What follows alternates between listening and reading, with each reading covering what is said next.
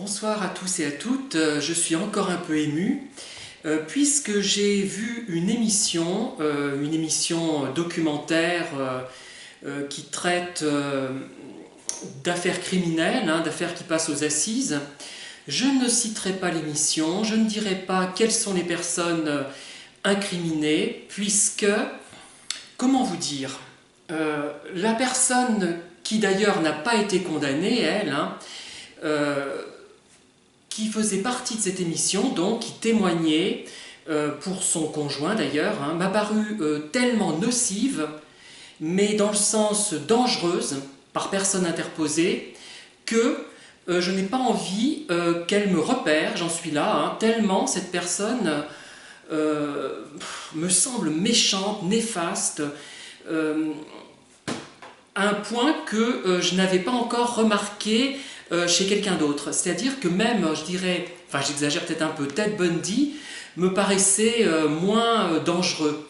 Ted Bundy, c'est un célèbre tueur en série dont Anne Rule a retracé un petit peu l'existence et les forfaits dans un volume qui s'intitule, je crois, Un assassin si proche. Et donc cette personne m'a paru tellement, mais comment la qualifier, tellement noire que je n'en avais pas vu d'équivalent auparavant. Les autres étaient peut-être plus psychologues, meilleurs acteurs, plus à même de cacher ce qu'elles étaient en réalité, mais là vraiment ça m'a marqué et mis vraiment mal à l'aise pendant que je regardais l'émission et après l'émission, à tel point que j'aurais peut-être aimé ne pas la voir, cette émission. C'est dire. Mais en même temps, je vais vous en parler pour vous faire comprendre à quel point il y a des gens qui peuvent être dangereux donc psychologiquement sur les autres, et ces personnes peuvent pousser les autres, des membres de leur famille, des conjoints, des enfants, des amis, à assassiner, à tuer. Ce sont des gens qui tuent par personne interposée.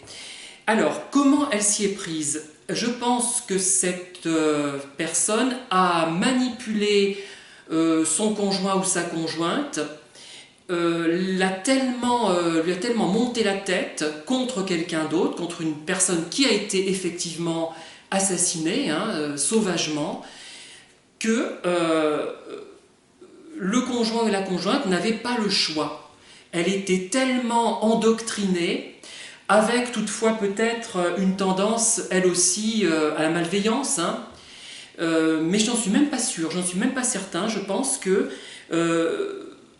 cette personne était tellement horrible, c'est une véritable horreur, que finalement elle a poussé son conjoint ou sa conjointe. Vous voyez, je reste flou pour ne pas qu'on puisse deviner qui c'est, parce qu'elle me terrifie, je dirais, cette personne, franchement. Vous savez que je n'ai pas tellement peur en général, je ne suis pas du genre froussard et j'ose exprimer mes points de vue, mes avis. Mais là j'hésite, franchement. C'est quelqu'un qui ressent certainement en elle une très grande frustration par rapport à une situation qui a, je pense, déclenché le drame, et qui, lorsqu'elle s'exprime, paraît hystérique, mais dans le vrai sens du terme. C'est une vraie hystérique, cette personne, à mon avis. Et perverse, mais une perverse qui ne se contente pas de détruire moralement quelqu'un, mais une perverse qui est si extrême dans sa perversité, va transmettre sa volonté de meurtre sur quelqu'un d'autre, ce qui fait que elle va s'en tirer sans une année de prison. Elle n'a pas été mise en examen, je ne comprends pas pourquoi, moi ça me dépasse totalement. Elle aurait dû être mise en examen, cette personne est condamnée sévèrement, aussi sévèrement que le conjoint ou la conjointe, parce que c'est laisser dans la rue finalement quelqu'un de très dangereux qui peut récidiver et pousser quelqu'un d'autre au meurtre. Pas au meurtre, à l'assassinat, parce qu'elle peut pousser quelqu'un à... Un meurtre, ça serait simplement quelque chose qui n'est pas prémédité. Elle peut pousser quelqu'un à préméditer un assassinat, un crime, une tuerie, réellement. Bon, depuis, je pense qu'elle ne s'est pas fait remarquer à nouveau. Peut-être que c'était, je l'espère, un moment précis dans sa vie. Bon, elle restera malveillante, cette personne méchante, profondément aigrie, profondément haineuse, horrible, mais j'espère que c'est un acte ponctuel et qu'elle ne récidivera pas. Je crois que c'est une des affaires qui m'a le plus marqué, parce qu'en général, on voit des gens qui ont assassiné, qui ont fomenté parfois le crime de façon assez machiavélique, mais on n'a pas ce même sentiment. Et là, elle n'est même pas sur le banc des accusés, c'est ça qui est terrible, hein. Et voilà, elle s'en sort les mains blanches, elle s'en sort sans problème, finalement sans rien, enfin officiel, parce que officieusement tout le monde a compris quelle était cette personne à l'initiative du meurtre, hein, qu'elle avait poussé son conjoint ou sa conjointe à tuer une personne de sa famille finalement.